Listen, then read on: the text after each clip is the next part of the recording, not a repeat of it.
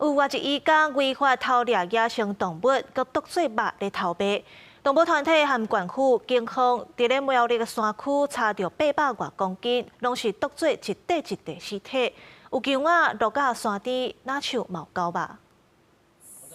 涂骹拢是动物的尸体，包括山姜、水鹿、山猪等野生动物，也佮疑似9百的不明物品，总共是800多公斤。流浪动物珍爱协会甲承德苗栗两管区的动防所保持总队人员，18号来到苗栗斗份的山区，查到倒拉输载动物贩售案件。我们就是在现场哦，它是在一个山林间的一个我们讲公寮了哈，然后我们开门之后就是有8个冰柜，然后2个是空的。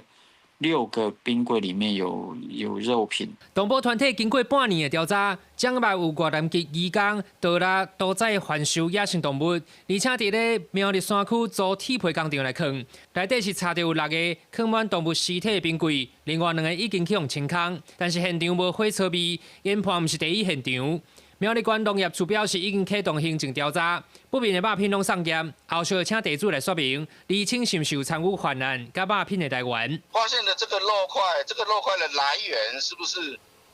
他知情，他有没有参与或者是从其他地方运送过来的？因为我们没有办法，目前还没有办法厘清这些肉块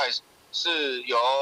地主他有直接参与。 的一个行为啦。今年4月，台中爆发一名渔工拿捕游动狗，宰杀了伫咧网络贩卖，疑似还有一级保育类动物就好，去警方逮捕上班。流浪动物珍爱协会强调，怀疑背后有集团大规模犯案。犯案的渔工目前了解已经逃离出境，呼吁政府应该管理非法渔工，而且主动查缉，才当避免小型的山林悲剧搁再发生。